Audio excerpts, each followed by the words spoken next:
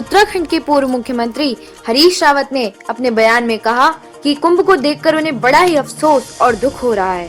उनका कहना है कि सरकार के इंतजाम कुंभ मेले को लेकर ठीक नहीं है।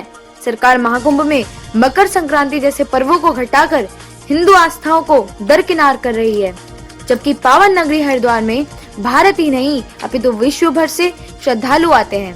ऐसे में भाजपा सरकार की नीति का पता लगाना मुश्किल हो रहा है, जिसमें एक तरफ कुंभ जैसे स्नानों को घटाया जा रहा है और भाजपा की रैलियां, इलेक्शन और अन्य कार्य लगातार जारी हैं। ऐसे में क्या समझा जाए? हरीश रावत ने यह भी कहा कि जो कार्य वे अधूरे छोड़ कर गए थे, भाजपा सरकार में अभी भी पूर्ण नहीं हुए हैं। उन्होंने जितना कार्य अल्पकाल में ही किया है, सरकार इतने लंबे समय के बाद भी नहीं कर पाई है। हरिद्वार के चंडी घाट पर बाबा हटयोगी जी के आश्रम पर बाबा से मिलने पहुंचे श्री रावत ने बाबा हटयोगी को शॉल वस्त्र उड़ाकर बाबा का सम्मान किया। पूर्व मुख्यमंत्री हरीश रावत ने भाजपा सरकार को कोसा। उन्होंने कहा कि सरकार ऐसे ही कार्य करेगी तो आने वाले समय में जनता उन्हें नकार देगी।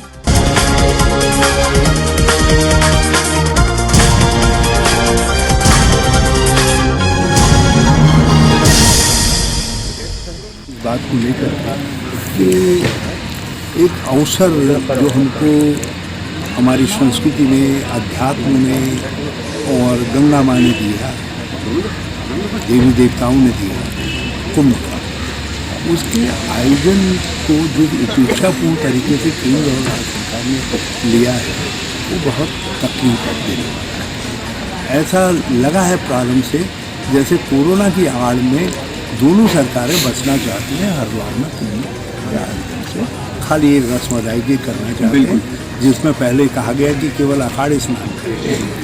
दुनिया भर वालों के जमवाड़े हो रहे हैं। बंगाल में तुम इतनी बड़ी रैलियां कर रहे हो, असम में तुम इतनी बड़ी रैलियां कर रहे हो, बिहार में अपनी रैलियां की, इतना बड़ा आपने गणतंत्र दिवस का जमवाड़ा खड़ा किया, दूसरे जमवाड़े खड़े किए। केवल सारे रेस्ट्रिक्शन, सारे SOP, सारी चीज़ें हरिद्वार कुंभ के लिए किया। और दुखद ये है कि आपने कुंभ की अवधि जानबूझ के घटा दी। आप मकर संक्रांति इतना बड़ा अवसर क्यों नहीं स्नान होने दिया? आप होना ये चाहता कि मकर संक्रांति से शिव संक्रांति तक आप और पर्वों की संख्या बढ़ाते, उप पर्वों की संख्या बढ़ाते, लोगों से कहते आइए, लेकिन इस दिन नहीं, इस दिन आइए। सरकार नियंत्रण रखती, वो भी नहीं किया। आप यहाँ आपने कुंभ क्षेत्र का विस्तारीकरण, हमने लक्सर में भी काम कराया था, अर्ध कुंभ में हमने चंडी घाट में भी काम करवाया, हमने विष्णुप्रयाग, देवप्रयाग में भी काम करवाया।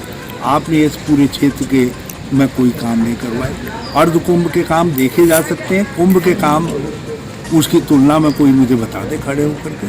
केवल पत्थर उखाड़ाई और पत्थर लगाई, चिपकाई, और जो बना है उसकी रंगाई, पुताई, और उसके बाद बाकी कुछ है तो मैं नहीं सकता। वो जेब भराई वाले को मैं वापस ले लेता हूँ, क्योंकि अब कुंभ शुरू हो गया है। मैं वो बातें नहीं कहना चाहता जिससे हमारे कुंभ के विषय में कोई बात ऐसी हो। मगर ये बात तो कहनी ही पड़ेगी कि क्या कारण है तुमने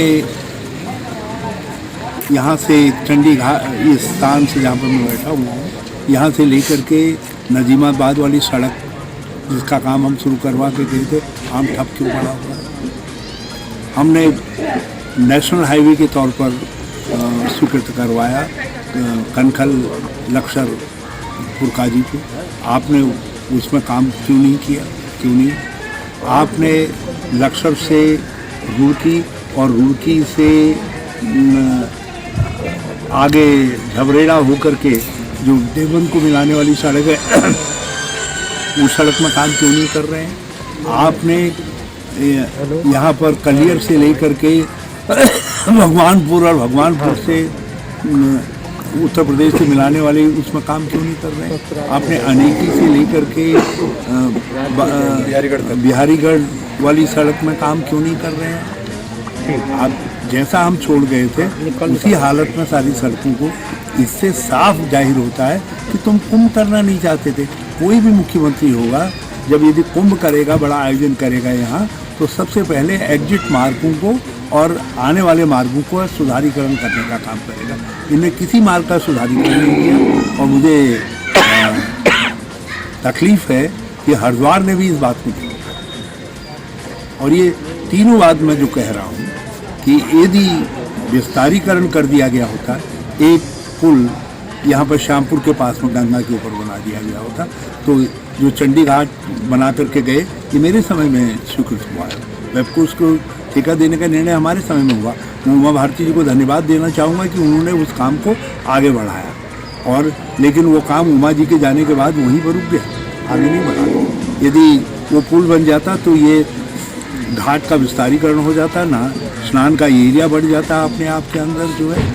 नई ये इलाहाबाद में हुआ है, यहाँ क्यों नहीं हो सकता है?